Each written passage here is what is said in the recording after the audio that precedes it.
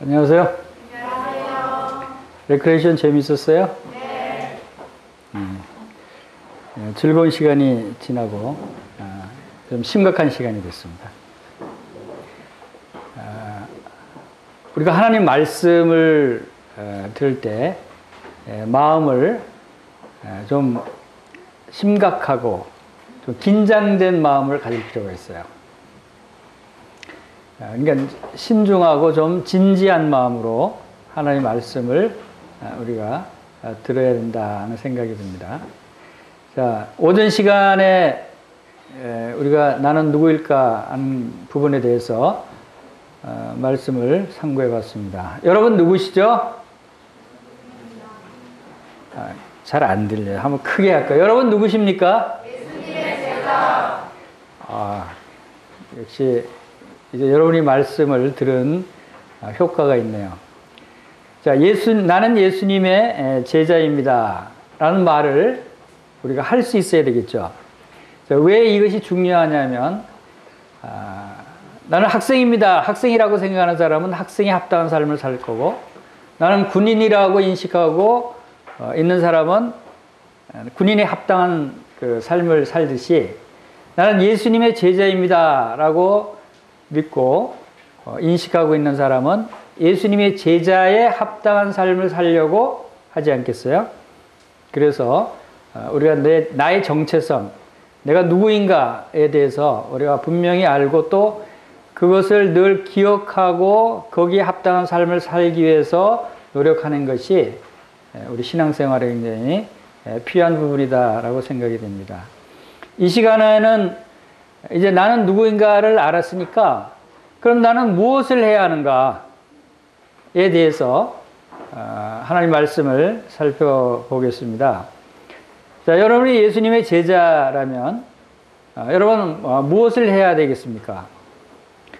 자, 물론 우리가 하나님 말씀에 합당한 말씀들이 많이 있습니다. 오늘은 한 가지 그 순종에 대해서 예수님의 제자로서의 순종하는 삶에 대해서 한번 살펴보겠습니다.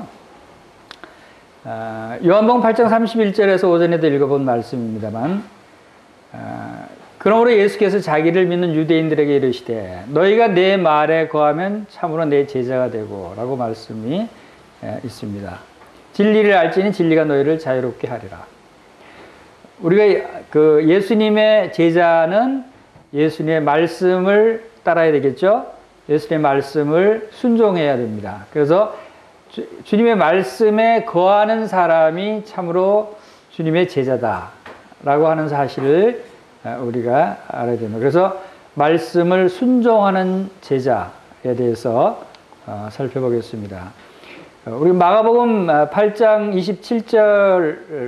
27절에서부터 38절에 이르기까지의 쭉 예수님이 제자들에게 그 제자로서의 어떤 삶을 살아야 되는가에 대해서 말씀을 하셨는데, 그 중에 이제 첫 부분에서 빌립보 가이사랴 여러 마을로 가실 때 예수님께서 사람들이 나를 누구냐고 하느냐라고 물어봤어요. 이제 사람들이 예수님을 어떻게 보고 있냐면, 누구라고 알고 있냐면, 어떤 사람은 세례요한이라고 그러고, 어떤 사람은 엘리야라고 그러고, 어떤 사람은 또 선지자 중에 하나라고 생각합니다. 라고 얘기했을 때 주님이 너희는 그럼 나를 누구라 그러냐? 라고 물어보십니다. 여러분 예수님이 누구라고 생각하십니까? 자, 이렇게 물어보시는 거예요. 그랬을 때 베드로가 뭐라고 합니까? 주는 그리스도시니이다. 그리스도. 또 다른 곳에는 주는 그리스도시요 살아계신 하나님의 아들이십니다. 라고 이렇게 고백하는 부분들이 있어요. 자, 그리스도라고 하는 것은 하나님께서 보내신 자, 기름 부음 받은 자, 메시아를 의미합니다. 구원자, 우리의 왕이신 분이시다. 여러분들 그렇게 믿습니까? 여러분 예수님이 메시아로 오신 것을 믿으시죠? 여러분 예수님이 하나님의 아들로 하늘과 땅의 모든 권세를 가지고 오신 분이심을 믿죠? 여러분이 예수님의 제자죠. 근데 왜 그렇게 살고 있어요? 우리가 믿는다면 그렇게 살아서는 안 된다는 거죠. 정말 여러분들이 예수님을 그리스도시요라고 믿는다면 우리의 삶이 바뀌어져야 되는 거예요. 베드로는 이러한 부분에서 어떤 모습을 보였냐 하는 것을 한번 살펴보겠습니다. 누가복음 5장에서 베드로와 그 동료들이, 베드로는 어부였어요. 밤새도록 고기를 잡았지만 한 마리도 잡지 못하고 헛수고만 했어요. 그랬을 때 아침에 예수님께서 이제 깊은 데 가서 그물을 내려라 라고 말씀을 하셨을 때 베드로와 그 동료들은 자기들은 어부니까 그 동네에서 오랫동안 어부 생활을 했기 때문에 어디에 고기가 있고 고기가 잘 잡히는 데가 어디고 왜 안 잡히는지 잘 알아요. 그래서 지금은 고기가 없는 것을 알아요. 밤새도록 잡았지만 한 마리도 못 잡았으니까. 근데 예수님이 말씀을 하신단 말이에요. 그물을 다시 내려봐라. 근데 자기 생각에는, 자기 경험에는 고기가 안 잡힐 걸로 생각하고 있는데 이 예수님은 말씀하시는 것이 하나님의 말씀을 하시고 또 그리스도시고 이분은 보통 사람하고 다르다. 하나님께서 보내신 분이시다라는 믿음이 있었어요. 그래서 내가 밤새 수고해서 잡은 것이 없지만 그 말씀에 의지해서 내가 그물을 내리겠습니다 하고 말씀에 의지해서 순종하는 모습을 보여주셨어요. 우리가 때로는 우리 생각과 우리의 경험에 의존해서 말씀을 잘 순종하지 않을 때가 있어요. 자기 생각을 쫓아갈 때가 있어요. 그러나 베드로는 그렇게 하지 않았다. 그렇게 했을 때 말씀에 의지해서 그물을 내렸을 때 얼마나 많은 고기가 잡혔어요. 고기가 너무 많이 잡혀서 한 배로 다 담을 수가 없어서 옆에 있는 배들 불러서 같이 담을 정도로 그물이 찢어질 정도로 그 사건을 보고서 베드로는 주님 앞에 무릎 꿇고 엎드립니다. 주여 나를 떠나서서 나는 죄인이로소이다. 왜? 물고기를 모아서 잡히게 할 수 있을 정도는 사람이 아니라는 거죠. 하나님이 보내신 그리스도신 것을, 하나님의 아들로 오신 분인 것을 그는 믿었어요. 이분은 하나님이 보내신 분이기 때문에 정말 죄인들은 이분과 가까이 갈 수 없는 분이시다 라고 하는 것을 알아서 그는 이렇게 무릎을 꿇었어요. 그랬을 때 주님은 그들을 부르십니다. 이후로는 내가 사람을 취하리라, 사람을 낚는 어부가 될 것이다. 그랬을 때 그들이 다 모든 것을 버려두고 예수님을 따라갔습니다. 제자들은 자기의 모든 것을 버리고 주님을 따라가는 이 제자들의 모습을 베드로를 통해서 보게 됩니다. 그렇게 했을 때 예수님이 그들에게 마가복음 8장 31절에서 그 베드로와 제자들에게 무슨 말씀을 하십니까? 우리 31절 한번 읽어보겠습니다. 시작. 인자가 많은 고난을 받고 장로들과 대제사장들과 서기관들에게 버림받아 죽임을 당하고 사흘 만에 살아나야 할 것을 비로소 그들에게 가르치시되. 예수님이 제자들에게 예수님이 십자가에서 고난받으시고 죽으시고 사흘 만에 살아나야 될 것을 마가복음에서 3번을 예언을 하셔요. 3번을 제자들에게 미리 알려주셔요. 왜 예수님이 십자가에서 고난받고 죽으실 것을 미리 그들에게 알려주실까요? 그것도 3번이나. 근데 제자들은 그때 당시 그것을 다 깨닫지 못했어요. 3번이나 그 말씀을 듣고도 깨닫지 못하고 서로 높아지려고 다투기만 하고 서로 항변만 했어요. 그만큼 이 예수님이 십자가에서 고난당하고 죽으시는 사건이 굉장히 많은 의미를 담고 있고 굉장히 중요한 의미를 담고 있었기 때문에 당시 제자들도 그 의미를 깨닫지 못할 정도로. 그러나 예수님은 계속 그들에게 이 말씀을 전해줬어요. 그리고 여기 보십시오. 가르치시되 그랬어요. 예수님이 십자가에 죽으시고 고난받으신 것을 그냥 말을 전한 게 아니라 가르쳤다 그래요. 가르쳤다고 하는 얘기는 무엇을 포함하고 있습니까? 그냥 말했다 하고 가르쳤다 하고는 뭐가 다르죠? 그냥 말을 전했다고 하는 것은 그 말을 그냥 전달하는 것으로 끝날 수 있어요. 그러나 가르쳤다고 하는 것은 그 말을 전달하고 그 말의 의미를 그대로 순종하고 지키도록 하는 데까지 그 가르치는 것을 의미하죠. 그 말씀을 순종하는 데까지 알도록. 십자가의 고난을 가르쳤어요. 이것은 무엇을 의미하냐면 십자가의 고난을 우리가 배워야 된다는 거예요. 가르치신다는 것은 배워야 되는 거죠. 자, 십자가의 고난을 우리가 구원받기 위해서 알 필요가 있는 거예요. 예수님이 우리의 구원을 위해서 십자가에서 고난받으시고 죽으셨어요. 우리의 모든 죄를 다 담당하시고 피를 흘리시고 십자가에 죽으시고 사흘 만에 부활하셨어요. 이것은 구원받기 위해서 우리가 믿음으로 받아들여야 되는 거예요. 그러나 그 십자가의 고난을 우리가 가르침을 받아서 배워야 하는 것은 또 거기에 더 중요한 의미가 더 더해지는 것이 있다는 거예요. 더 다른 의미가 있다는 거예요. 배워야 되는, 그 십자가를 배워야 된다는 거예요. 믿음으로 받아들이는 것은 우리가 구원받기 필요해요. 그러나 그것을 배워야 한다고 하는 것은 그 의미를 우리의 삶 가운데, 제자의 삶 가운데 그것을 적용하고 순종해야 될 것들이 있다는 것을 의미하는 거예요. 그래서 우리가 십자가의 고난이 굉장히 중요한 것입니다. 그래서 참 제자의 본, 예수님은 참 제자의 모습을 보여주셨어요. 예수님은 하나님이 말씀하신 대로 따랐고 말씀하신 대로 말씀하셨고 바로 하나님께 참으로 순종하는 모습을 제자의 본으로 보여주셨어요. 그래서 예수 그리스도의 순종을 우리가 배울 수 있다면 그것은 제자로서의 순종을 우리가 배울 수 있는 것이다 라고 보여집니다. 예수 그리스도께서 십자가에 죽으신 것이 바로 어떤 순종의 모습이었습니까? 우리 빌립보서 2장 5절에서 8절 한번 읽어보겠습니다. 시작. 너희 안에 이 마음을 품으라. 곧 그리스도 예수의 마음이니 그는 근본 하나님의 본체시나 하나님과 동등됨을 취할 것으로 여기지 아니하시고 오히려 자기를 비워 종의 형체를 가지사 사람들과 같이 되셨고 사람의 모양으로 나타나사 자기를 낮추시고 죽기까지 복종하셨으니 곧 십자가에 죽으심이라. 예수 그리스도께서 십자가에서 죽으신 것에 대한 의미를 지금 설명하고 있는데 너희 안에 이 마음을 품으라 그랬어요. 제자는 예수님을 본받는 사람들이라고 그랬어요. 예수님의 행하신 것뿐만 아니라 그 말씀하신 것뿐만 아니라 그 마음까지도 본받을 수 있어야 돼요. 제자는. 여러분이 예수님의 제자라면 여러분이 예수님의 마음을 가질 수 있어야 돼요. 예수님이 어떤 마음을 품었는지를 본받을 수 있어야 되는 거예요. 그래야 제자로서 성공할 수 있는 거예요. 여기서 예수님의 마음을 품으라 그러잖아요. 이 마음이 어떤 마음을 품으라 하는 건지 거기에 대한 설명이 나오죠. 이 마음은 어떤 마음입니까?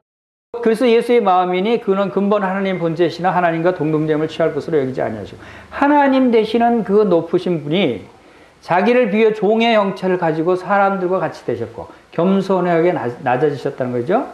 그리고 사랑에 자기를 낮추시고 죽기까지 뭘 했다고요? 복종하셨다 그랬어요.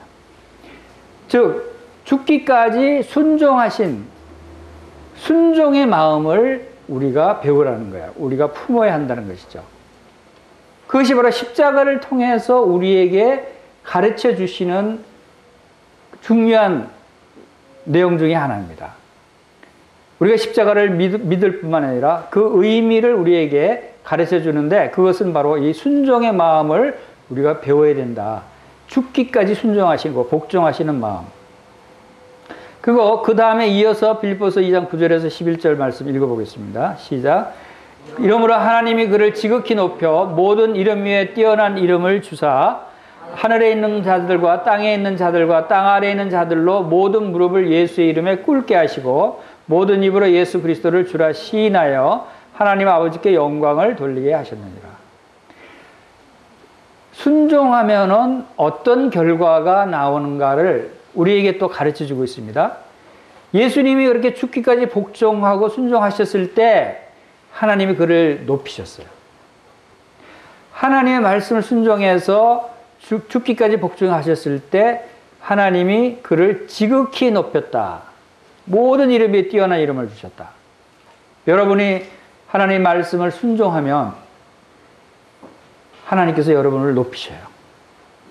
순종하는 그 순간에는 낮아져야 되고 겸손해져야 되고 자기의 어려움을 고난을 감당해야 되지만 그 후에 순종의 결과로 순종의 상급으로 하나님께서 우리를 지극히 높이신다 하는 것입니다. 모든 무릎을 예수 이름에 꿇게 하시고 그리고 아버지께 영광을 돌리게 하셨느니라. 하나님께서 우리를 높이셨을 때 우리는 하나님께 영광을 돌리게 되는 겁니다. 그래서 하나님 말씀을 순종한다고 하는 것은 바로 하나님께서 우리를 높이시고 하나님께 영광을 돌리게 하는 아주 중요한 것이다 라고 하는 것을 알 수가 있습니다. 예수님이 왜 이런 죽기까지 복종하시는 그 순종을 하셨을까요? 순종의 동기는 뭐냐면 내가 하늘에서 내려온 것은 내 뜻을 행하려 함이 아니요 나를 보내신 이의 뜻을 행하려 함이다 그랬어요. 우리가 순종하는 동기는 바로 하나님의 뜻을 행하기 위해서, 하나님이 우리를 통해서 하고자 하시는 그 일을 이루어 드리는 일이 우리의 순종의 동기가 돼요. 순종의 동기가 나의 영광, 나의 또 높아짐이 되어서는 안 되고, 우리는 순종의 동기는 하나님의 뜻을 행하기 위해서, 주님이 그렇게 하셨어요. 주님이 나를 보내신 이의 뜻을 행하려 합니다 라고 말씀을 하셨습니다. 그랬을 때 베드로는 그 말을 듣고 네, 주님 참으로 감사합니다. 우리를 위해서 이렇게 십자가에 고난받으시고 죽으시는군요. 감사합니다 했어요? 그렇게 하지 않았어요. 오히려 항변하는 모습을 봅니다. 이건 왜 그럴까요? 베드로는 예수님을 사랑했어요. 예수님을 쫓아가기를 원했어요. 그렇지만 이 십자가의 진정 의미를 알지 못했어요. 우리가 주님을 사랑한다고 그러고 주님을 쫓아가고자 하지만 하나님의 말씀을 통해서 하나님의 뜻을 우리가 알지 못하면 이런 모습이 나타날 수도 있어요. 베드로가 항변했다고 해서 항의하고 막았다는 것이죠. 예수님 안 됩니다. 예수님이 죽으시다니요. 주는 그리스도시여 살아계신 하나님의 아들이시니라 하고 고백한 베드로가 왜 이런 항변을 할까요? 그의 생각에는 예수님이 그리스도로 이 땅에 오셔서 왕으로 오신 거잖아요. 메시아로 오셨잖아요. 그들이 기다리는 메시아는 이스라엘을 해방시키고 로마의 학정에서 해방시키고 그들이 왕이 되시는 거예요. 그리고 그들을 온 백성들을 구원하고 하나님의 나라를 이루는 그 왕으로 오신 분으로 믿었는데, 아니 그분이 죽으신다니요? 고난을 받으신다니요? 안 됩니다. 죽으시면 안 됩니다. 고난 받으시면 안 됩니다. 하고 항변했어요. 이것은 베드로가 아직 하나님의 뜻을, 예수님의 그 진정한 십자가의 의미를 알지 못했기 때문에. 그랬을 때 예수님은 뭐라고 하십니까? 베드로를 꾸짖어서 사탄아 내 뒤로 물러가라 그랬어요. 베드로가 사탄이라고 얘기한 건 아니에요. 그러나 그 베드로의 생각 속에는 육의 생각이 있었고, 마치 사탄이 예수님의 길을 가로막는 것처럼 그러한 행동을 했기 때문에 바로 사탄아 물러가라 라고 합니다. 이것은 우리의 생각, 우리의 육의 생각이 잘못하면 하나님의 말씀에 거스리고 사탄이 원하는 방향으로 될 수 있다. 그래서 하나님의 일과 사람의 일을 우리가 잘 구별할 수 있어야 된다는 것을 여기서 말씀해 주고 있습니다. 그리고 이어서 그 8장 34절에서 이어서 계속 주님이 말씀하시는 겁니다. 무리와 제자들을 불러서 이르시되 누구든지 나를 따라오려거든 자기를 부인하고 자기 십자가를 지고 나를 따를 것이니라. 나를 따라오려거든, 즉 제자들이 주님을 따라가는 사람들이 제자들이죠. 여러분들이 주님을 따라가는 제자들이에요. 여러분이 예수님의 제자들입니다 하고 고백을 했어요. 여러분이 예수님의 제자들이라면 어떻게 주님을 따라가야 된다고요? 다 같이 따라해 봅시다. 자기를 부인하고 자기 십자가를 지고 따르자. 다시 한번 쳐. 나를 부인하고 나의 십자가를 지자. 자, 이것이 무슨 의미인지를 우리가 알아야 되겠죠. 나를 부인한다고 하는 거, 나의 십자가를 진다는 거. 예수님의 제자는 나를 부인하고 나의 십자가를 지고 따라가야 예수님의 제자가 될 수 있다고 말씀하십니다. 십자가는 뭐예요? 고난의 길이에요. 십자가는 뭐예요? 죽음의 길이에요. 사형틀이에요. 죽는 길이에요. 십자가는 자기를 부인해야 돼요. 어렵죠? 가고 싶지 않은 마음이 들지도 모르겠어요. 그러나 주님은 이 길이 제자의 길이라는 거예요. 제자가 되려면 바로 이 길을 가야 된다. 자, 그래서 예수님이 본이라고 그러셨죠? 예수님이 순종하신 본을 우리가 배우면 돼요. 예수님은 어떻게 자기를 부인하고 십자가를 지셨어요?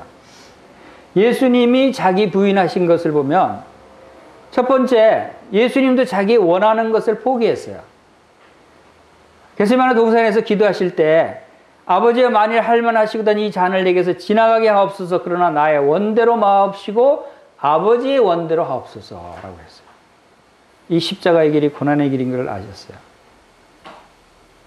나의 원대로 마시고 하나님 아버지의 원대로 하십시오. 즉 나의 원을 포기하시는 거예요. 내가 원하는 거. 우리 때로는 주님의 제자 길을 갈 때는 여러분이 원하는 것을 포기해야 될 때가 있어요.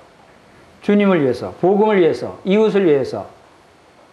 주님을 사랑하는 그 길은 나를 포기해야 될 때가 있다. 어떤 부분이 포기냐? 나의 원하는 것을 포기해야 될 때가 있다는 거죠. 또 두 번째로는 예수님은 자기의 모든 권세를 포기했어요. 십자가에 잡혀가기 전에 제자들이 칼로 휘둘러하니까 그것을 만류하면서 너는 내가 아버지께 구해서 지금 12영 더 되는 천사들을 불러서 저들을 다 멸하실 수 없는 줄 아느냐. 주님은 그런 하늘의 모든 권세를 가지신 분이기 때문에 하늘의 천사 군대를 12영이라고는 12사단, 12군단, 어마어마한 병력을 모아다가 로마 군인들 다 멸하실 수 있는 그런 권세가 있었어요. 그런데 그렇게 하지 않았어요. 왜? 그렇게 하면 십자가의 길을 갈 수 없기 때문에. 자기의 권세를 포기하신 거죠. 또 세 번째로 주님은 그리스도와 선지자임을 포기했어요. 마태복음 26장 67절에서 이 로마 군인들이 예수의 얼굴에 침을 뱉고 주먹으로 치고 손바닥으로 치고 그러면서 뭐라 그럽니까? 그리스도야 우리에게 선지자 노릇하라. 널 친자가 누구냐? 이렇게 조롱하고 놀립니다. 얼마나 모욕스러워요. 얼마나 수치스러운 일이에요. 이런 모욕과 수치를 받으셨어요. 예수님이 그리스도가 아니에요? 예수님이 선지자가 아니에요? 선지자였어요. 그리스도였어요. 그런데도 왜 그걸 참고 있죠? 여러분들을 구원하시기 위해서. 그것을 참고 그것을 포기하지 않으면 여러분을 구원하실 수가 없기 때문에. 그렇지 않으면 십자가를 질 수가 없기 때문에 주님은 그것을 포기하고 자기를 부인하신 거예요. 주님은 왕이심을 포기하셨어요. 옷을 벗기고 홍포를 입히고 가시관을 엮어서 머리에 씌우고 갈대로 그 오른손을 돌리고 그 앞에서 무릎 꿇고 희롱하는 그 모습. 그러면서 유대인의 왕이여 평안할지어다 하면서 침을 뱉고 갈대로 머리를 치고 합니다. 예수님이 유대인의 왕이 아니에요? 유대인의 왕이에요. 왕인데 그런 조롱과 희롱을 당하고 있어요. 왜 그랬죠? 그것을 참고 포기하지 않으면 여러분들을 구원하기 위해서 십자가를 질 수 없기 때문에. 우리를 위해서 왕이심을 포기하고 우리를 위해서 선지자 그리스도이심을 포기하고 부인하신 거예요. 바로 이와 같은 자기 부인이 십자가를 지는 사람에게는 필요하다. 그리고 이제 마지막으로 하나님의 아들이심도 포기하셨어요. 지나가는 자들이 자기 머리를 흔들며 예수를 모욕하여 이르되 성전을 헐고 사흘에 짓는 자여 네가 만일 하나님의 아들이거든 자기를 구원하고 십자가에서 내려와 봐라 라고 얘기했어요. 예수님이 하나님의 아들이 아니에요? 하나님의 아들이에요. 그런데 왜 그러면 안 내려와요? 십자가에서. 하나님의 아들로 십자가에서 내려올 수 있어요. 그러나 그렇게 내려오면 어떻게 여러분을 구원하실 수 있어요? 어떻게 여러분의 죄를 지고 죽으실 수 있어요? 여러분 때문에 주님이 이 고난과 모욕과 수치를 참으시고 포기하신 거예요. 이것이 십자가의 길이라는 거예요. 그래서 십자가의 길은 바로 우리 제자들도 이 주님과 같이 주님의 복음을 위해서 선한 간증을 위해서 교회를 위해서 우리의 원하는 것을 포기할 수 있어야 돼요. 모든 우리의 권리, 자존심, 나의 당연한 권리도 내가 주님의 복음을 위해서 선한 간증을 위해서 포기할 수 있어야 하는 거죠. 우리 옛날 나쁜 습관들도 과감하게 포기할 수 있어야 한다. 이것이 바로 자기를 부인하고 날마다 제 십자가를 지고 가는 길이다 라고 하는 것을 말씀하고 있는 것입니다. 또 마가복음 10장 43절에서는 크고자 하는 자는 너희를 섬기는 자가 되고 너희 중에 누구든지 으뜸이 되고자 하는 자는 모든 사람이 종이 되어야 하리라. 이 말씀은 예수님이 십자가의 고난을 세 번째 예언할 때 제자들이 그 말을 듣고도 서로 높아지려고 하는 그러한 모습을 보였을 때 주님이 하신 말씀이에요. 그런데 이어서 뭐라고 말했지? 인자가 온 것은, 예수님이 이 땅에 오신 것은 섬기만 아니라 도리어 섬기려 하고, 여러분들도 다른 사람들을 섬겨야 돼요. 섬겨야 되는 이유는 주님을 위해서, 선한 간증을 위해서, 복음을 위해서, 그리고 자기 목숨을 많은 사람의 대속물로 주려 함이라. 예수님께서는 주님의 목숨을 내어주려고 오셨어요. 그리고 대속물로 주려고 왔다. 예수님을 본받기 위해서 여러분들도 여러분의 목숨을 다른 사람을 위한 희생 제물로 드릴 수 있어야 돼요. 줄 수 있어야 돼요. 어렵죠? 그러나 주님은 주님의 그 십자가의 모습을 통해서 우리로 그렇게 본을 받기를 원하시는 것입니다. 로마서 12장 1절 한번 같이 읽어보겠습니다. 시작. 그러므로 형제들아 내가 하나님의 모든 자비하심으로 너희를 권하노니 너희 몸을 하나님이 기뻐하시는 거룩한 산 제물로 드리라. 이는 너희가 드릴 영적 예배니라. 분명히 주님은 우리에게 우리의 몸을 산 제물로 드리라 라고 말씀하십니다. 우리의 몸을 산 제물로 드리라는 것은 우리의 삶 전체를 드리라는 거죠. 삶 전체를 드리라는 것은 목숨까지도. 우리가 가장 귀중하게 여기는 것이 뭡니까? 여러분, 이 세상 물질입니까? 지위와 권세와 명예입니까? 자기 목숨이죠. 자기 목숨이 가장 귀중합니다. 그러나 그 목숨까지도 하나님 앞에 내가 제물로 드릴 수 있어야 하는 것이죠. 그것이 진정 주님은, 예수님은 나의 주님이십니다. 나의 그리스도십니다. 하나님의 아들이십니다. 라고 믿고 고백하는 제자의 모습이 될 수 있다. 진정 그렇게 우리가 예수님을 믿는다면 우리가 우리의 몸을 기뻐하시는 거룩한 산 제물로 드릴 수 있어야 됩니다. 그래서 마가복음 10장 38절에 이런 말씀을 하십니다. 예수께서 이르시되 너희는 너희가 구하는 것을 알지 못하는도다. 내가 마시는 잔을 너희가 마실 수 있느냐? 내가 받는 세례를 너희가 받을 수 있느냐?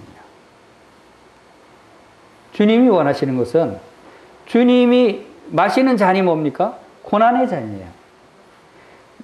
주님이 받은 세례가 뭡니까? 고난의 세례예요. 십자가의 고난의 잔과 십자가의 고난의 세례를 너희도 받을 수 있느냐?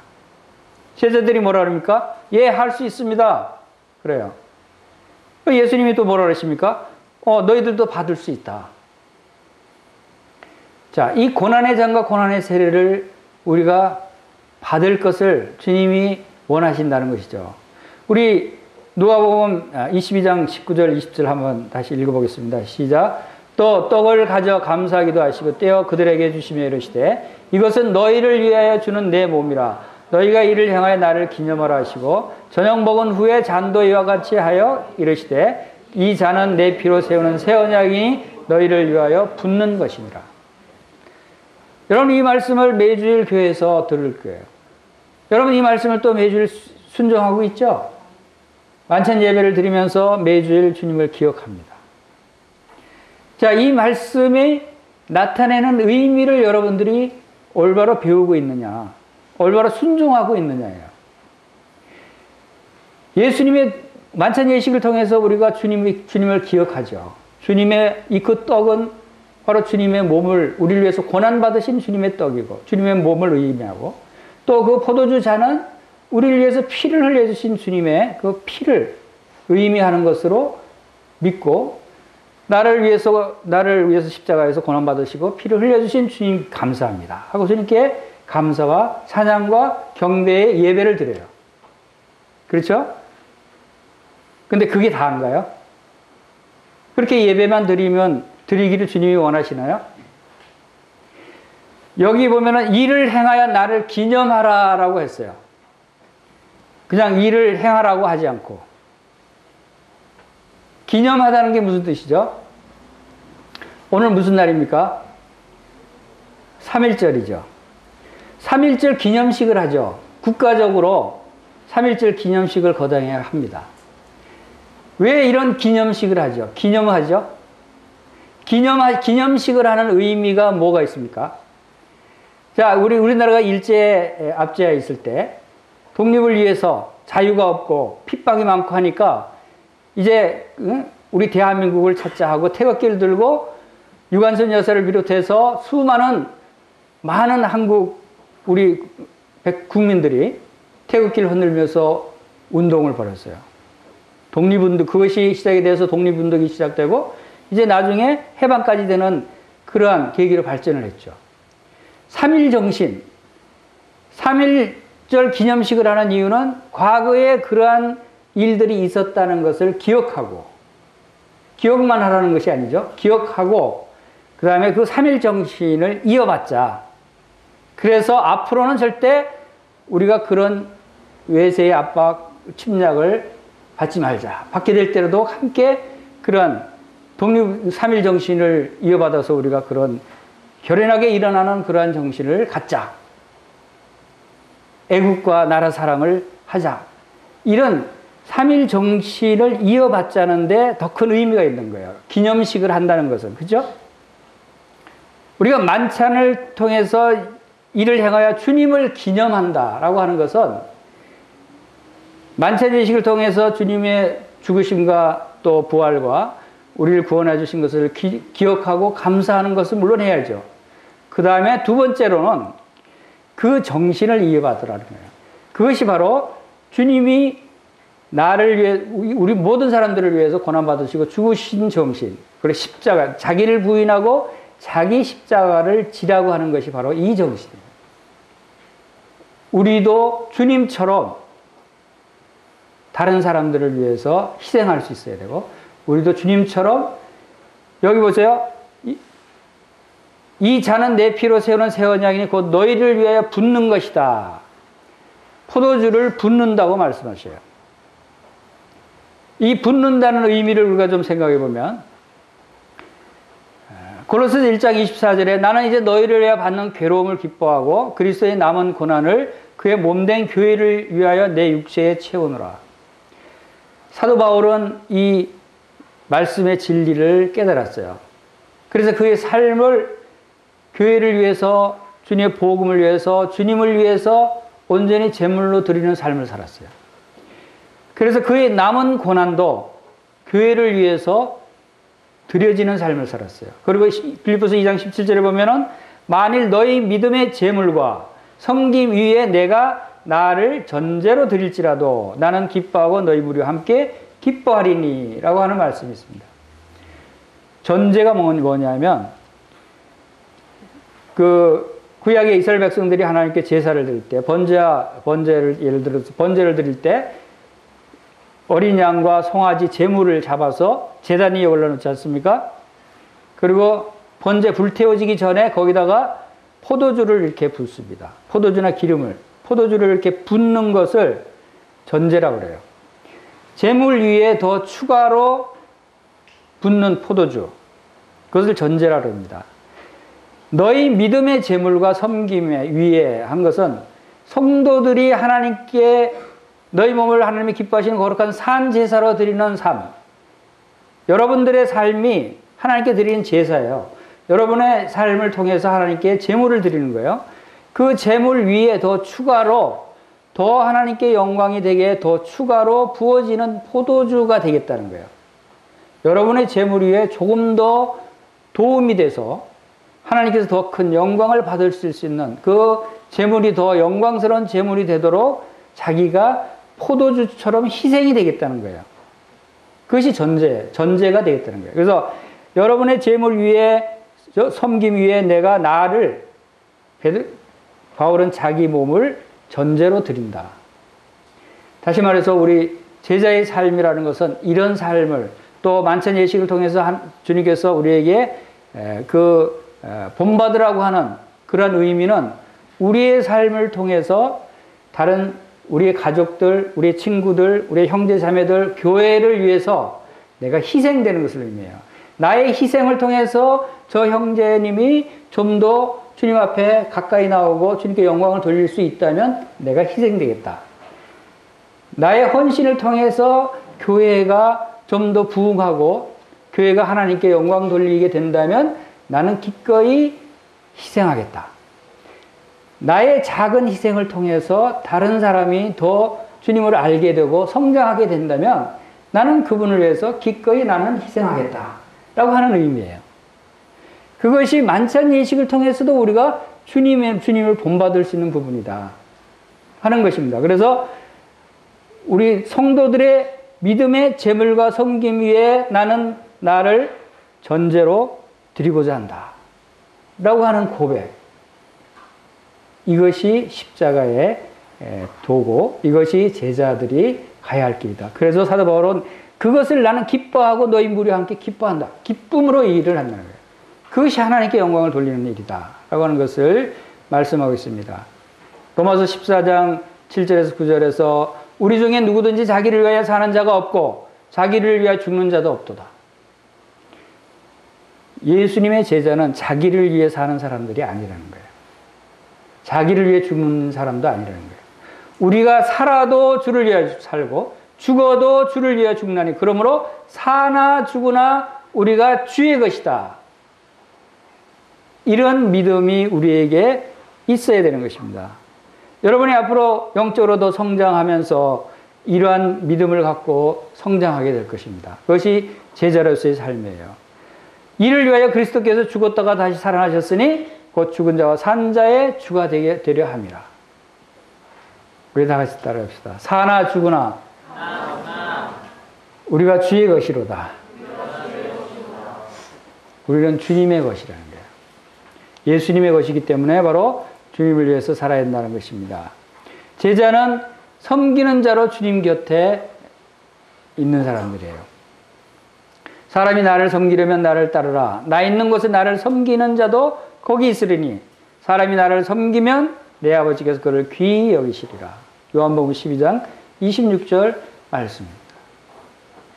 바로 주님을 섬기려고 하면, 여러분이 주님을 섬기려고 하면 주님을 따르라는, 따르라는 것은 제자의 삶을 살라는 거예요. 그분이 말씀하신 대로 우리가 말씀을 하고 말씀을 전하고, 그분이 행하신 대로 우리가 행하고, 그분이 뜻하신 바대로 우리가 뜻하고, 그분이 마음을 우리가 갖고, 그분의 목적, 삶의 목적이, 이 땅에서 삶의 목적이 우리의 삶의 목적이 되어야 되고, 하나님께서 우리를 창세전에 예정하시고 우리를 부르신 목적이 뭐라 그랬죠?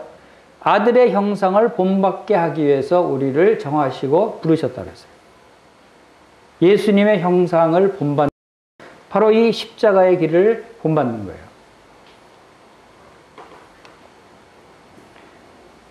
여러분, 예수님이 사랑하는 제자가 되고 싶죠? 예수님이 사랑하는 제자. 제자들을 다 예수님을 사랑하죠. 그런데 특별히 예수님이 사랑하는 제자가 있었어요. 성경에 예수님이 사랑하시는 자라라고 하는 말이 표현이 되어 있는 제자가 있었어요. 그 제자가 누구예요? 그가 그 사도 요한으로 알고 있어요. 베드로도 어떤 때는 예수님한테 직접 얘기 못하고 그 사랑하는 제자한테 네가 한번 물어봐라 이렇게 얘기할 때도 있었어요. 그래서 사도 요한이 왜 예수님이 사랑하는 제자라는 특별한 그러한 평을 받게 됐을까? 왜 요한을 예수님이 특별히 사랑하실까? 요한의 그 모습이 어떤 모습이었는가 우리가 살펴보면 우리가 주님이 사랑받는 제자가 되기 위해서는 어떻게 해야 되는지가 본받을 수 있다고 봅니다. 요한은 예수님 품에 의지하여 있었다는 표현이 있어요. 예수님 품에 의지해서 이렇게 기대해서 누워 있었다. 그것은 뭐를 의미죠? 굉장히 친밀하게 가까이 있었다는 의미죠. 우리도 요한처럼 예수님의 품에 의지하여 누울 정도로 예수님을 온전히 의지하고 친밀한 교제의 사귐의 관계가 되어야 된다는 거야.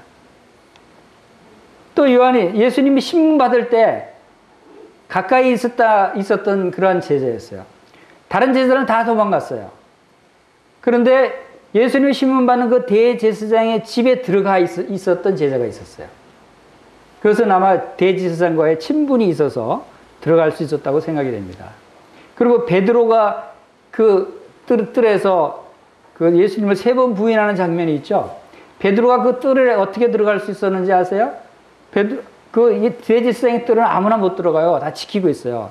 그런데 이 요한이 대제사장에게 알기 때문에 그 종들한테 얘기해서 저 제자를 들여보내 주시오라고 얘기를 해서 베드로가 들어올 수 있었어요.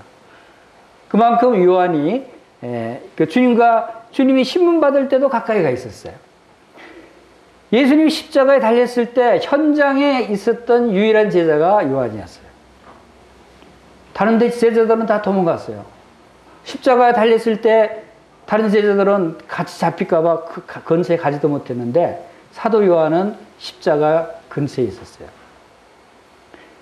이것들이 무엇을 얘기합니까? 요한은 항상 주님과 가까이 있었어요. 가까이 섬겼어요. 그러니까 주님이 사랑하는 제자라고 부를 그를 충분히 그럴 만한 가치가 있는 제자다라고 보여집니다. 그리고 부활하신 뒤에 빈 무덤에 도착한 제자가 있었는데 그것도 요한이었고 부활하신 주님을 믿은 첫 번째 제자도 요한이었다. 이렇게 봅니다. 즉 바로 이렇게 주님과 가까이 있으면서 주님과 함께 따라다니고 또 주님을 의지하고 주님과 친밀하게 교제할 때 주님은 여러분을 내 사랑하는 제자다라고 부르신다는 거예요.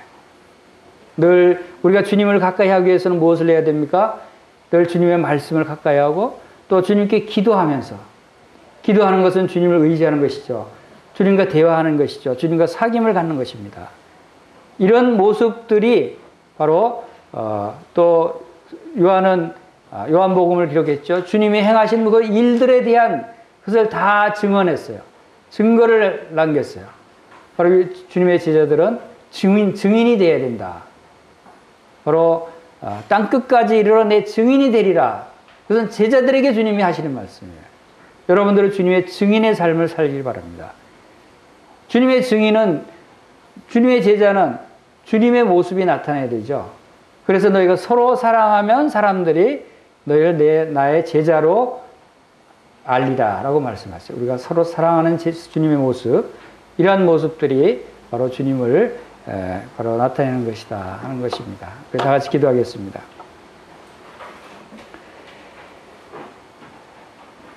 아버지 하나님, 우리 학생들을 불러 모아주십시오.